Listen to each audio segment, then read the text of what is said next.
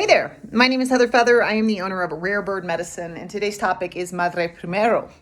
It is in Mexico, Mother's Day on the 10th, or tomorrow, Mother's Day. So, of course, that's kind of what flushed up this mother first topic for us all. But there are other aspects. I was going with my boyfriend to pick up his mother the other day, and it was our first time interacting with each other, and I definitely wanted to give her the front seat. And unfortunately, I don't know as much Spanish as I hope to know by the time I exit this plane. But I just kept saying, Madre, primo, madre. I was like, mom first, mom first. She's like, no, no, no. She wanted to sit in back. But it just, there's a quality in Heather Feather because my mother's crossed over where I appreciate so much the level of devotion and attention that my boyfriend gives to his mother. He supports her all throughout her life. And I wish I could do that with my mom. And so I really admire his decision to play that role, even if they have their challenges. You know, mothers aren't always necessarily the easiest to get along with. Just because you hold the title of mom doesn't mean that you're offering the best offering or the true offering of love. The angle I really wanted to talk about mother first has to do with the self.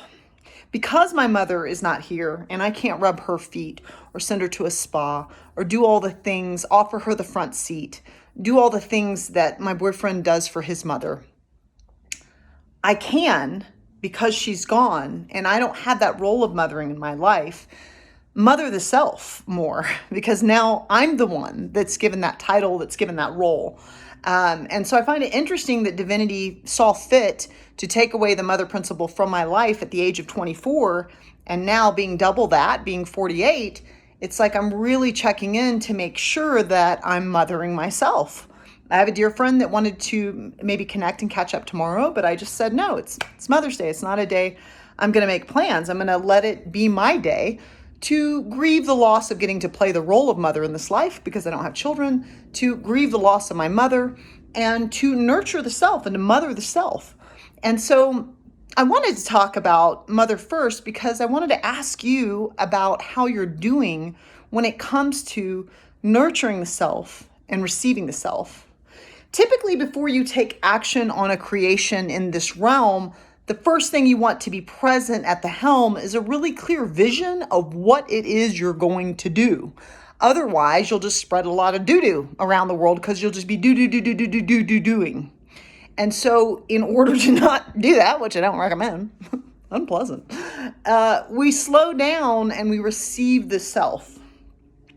And so we all have the feminine and the masculine principle in the body. If you've ever seen the caduceus is the dual intertwined snakes going up a shaft or staff. It's a symbol of Mercury, messenger to the gods. It's a symbol that's on the back of ambulances. It's a symbol that's been used throughout the annals of time in a lot of ways. And one of those is in India as the Kundalini energy. And that symbol typically is indicative of and does represent Kundalini energy, which the Mayans knew of. It's been taught in Africa. There are cultures globally that talk about Kundalini energy. And so in India, it's reflected as 72,000 nadis or energy centers in the body.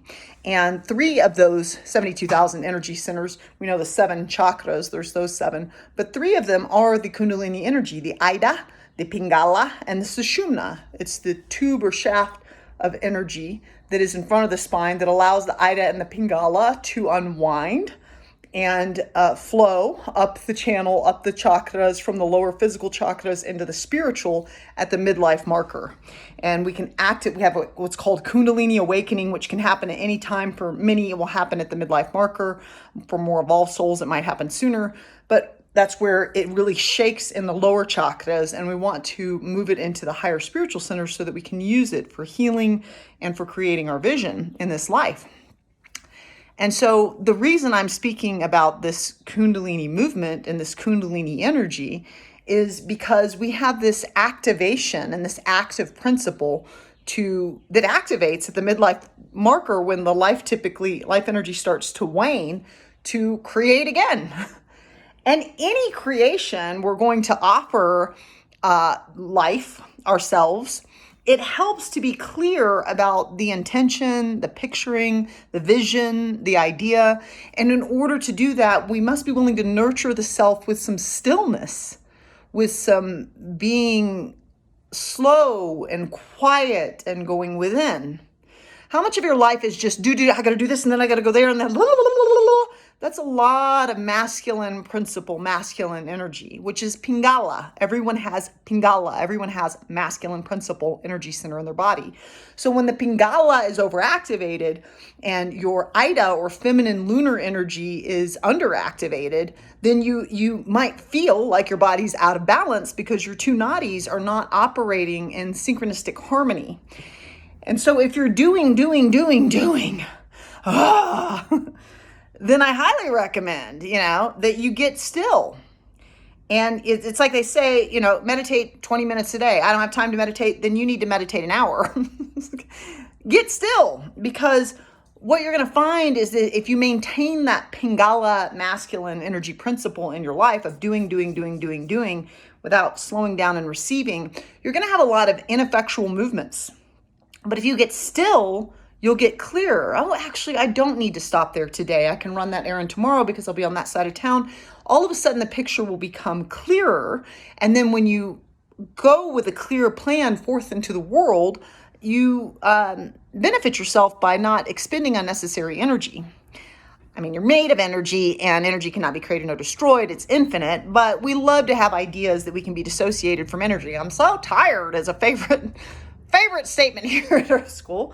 So long as we have that association of disconnection from the truth of our being, which is energy, just like we can have the association of disconnection from the truth of our being, which is love, by being afraid, we can work with that consciousness, work with that belief matrix by ensuring that we remain in balance. And part of being in balance is making sure we're giving equal energy and attention to rest, relaxation, stillness, receptivity, taking in, inner listening, allowing, nurturing. And this is the other piece where I really wanted to talk about mother first, is how much are you mothering yourself? Some of the most nurturing people in the world are extremely outward focused. And I would encourage all of humanity to be outward focused. Because we have egos, humans are innately self-focused. Most people, my sister used to tell me, don't worry about what you look like if you go to the club, because everyone there is worried about what they look like. They're not paying attention to you. And it's true. We all can be like, oh my God, I look okay in this. And we're so like, oh. And then you get somewhere and everyone's thinking about what they look like anyhow. Humans innately are relatively self-absorbed because part of our matrix is an ego, which causes us to reflect upon self, because that's how the self evolves. We have to be self-reflecting, self-evaluating, self-considering. And that can cause us to also get out of balance because there's this strong penchant and tendency to focus on the self. And so it's wonderful to be outward focused. But for those of you, and if you're a friend of Heather Feather, and if you're a friend of this channel, likely you're one of these, that are very outward focused and have worked for lifetimes to really kind of get out of the self and be willing to think of others, be willing to serve. Heather loves sacred service. I've spent a lot of countless hours volunteering in this life and sharing my energy and my light with others and my love with others. So if you tend to naturally serve and give, I love it so much. It's actually the way I try to design my relationships. And I try not to have too many relationships because I have a lot of vision I want to create. But then those that are in my life, very intimately close to me, I like to serve a lot. And I also have to be mindful, because I am fed through service and I am fed through outward focus, that I first mother the self, that I mother me before I mother you. And there are many entities that are out there completely ignoring the self and infinitely mothering and nurturing other. And that's what I often call toxic femininity. It's where your receptive principle, your ability to receive others, your ability to take in, your ability to generously listen, your ability to offer back, to nurture, to cherish, to honor and care for, the volume is too high on the outward, and it is out of balance on bringing it back into the inward. And so I want to make sure that I'm balanced as this Mother's Day comes in. I like to consider my own mothering of self, since my mother is not here to mother me. How is my Ida doing? How is my lunar phase? How is my quiet phase? Do I judge myself if I rest, if I take a break? 100%. I can barely sit still if I'm trying to relax and watch a story if I've got dishes in the sink. I can't, I gotta go clean that dish. I gotta go clean that. So, it's like, quiet, we're trying to relax. So I get to really work on giving myself permission to be at rest, to not bear any fruit, to not produce. It's one of the reasons I play video games, because it bears no fruit. It may help my hand-eye coordination, but as a general rule, me running around in Skyrim with a fox gathering herbs in a video game isn't going to produce something for myself or others in my life other than the ability to allow myself to do something that doesn't necessarily have to give in order for me to exist. So how are you doing with rest? How are you doing with self-care? I have an alarm that goes off on my phone, I mentioned many times, because I think all of us could use it. And it tells me bedtime ritual at 9:30 every night on my phone, which lets me know. Turn off the devices, get off the technology. Heather, your bedtime's 10:30, it's 9:30. You need to go floss your teeth, brush your teeth, wash your face, bring garage oil in your hair, put your turban on, look like Eartha Kitt, be all cute, get ready to go to bed, And that reminds me that, self-care is a daily practice, and it's a practice. We gain self-respect by keeping our word not only to others, but also to ourselves. And that's really what I'm wanting to check in with myself this weekend about, but with you as well. How much self-care do you practice? How much water do you drink? It's free. How much air do you breathe? It's free. Most of the best things in life are free. How much love do you give yourself? It's free. It's a choice, And so I'm working more and more and more to nurture the self. I don't need my boyfriend to tell me I'm beautiful, to tell me I'm worthy, to tell me I'm lovable. I don't even need him to show up.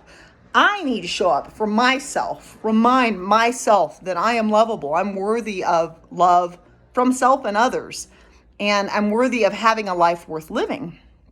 And so I wanted to invite you, if you don't already have this practice. I feel like Mother's Day for me is a great reminder, because every year it reminds me she's not here. She's been gone now for half my life, and I miss her completely in physical form, even though I know she's still with me. But what I can do is make sure I still have that mothering energy present in my life, and specifically for myself.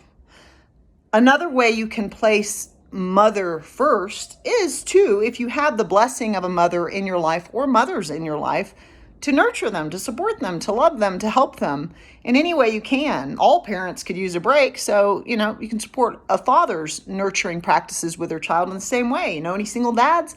See if you can't help them out by watching their kid for a minute. Kids are great teachers, and they're so fun. They love to play, So there are times in Heather Feather's life when, even though I don't get to be a mother in this life, I recognize I have a gift and a grace in being able to support other parents, support our nurturers out there with their nature of taking care of our future.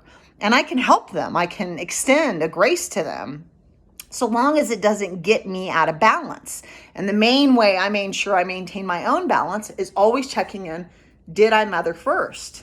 Now, if you are an overgiver, if you are an over-nurturer, if you're an over-motherer, if you have a strong tendency to want to do it all for another, there has this problem in spec. I love to mother and nurture. It's like, let me do your laundry, let me fold it, let me get dinner cooked, I love the concept of receiving what I believe would serve another, and then taking action on that service once I've received what I believe would really serve them.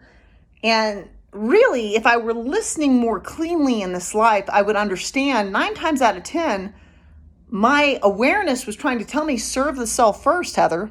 Make yourself a snack. Get your own laundry done before you start serving the world. How can you make sure that you nurture and mother yourself first in this life? You can always subscribe to Rare Bird Medicine on YouTube, like and comment there. I always love to hear your thoughts. Amun.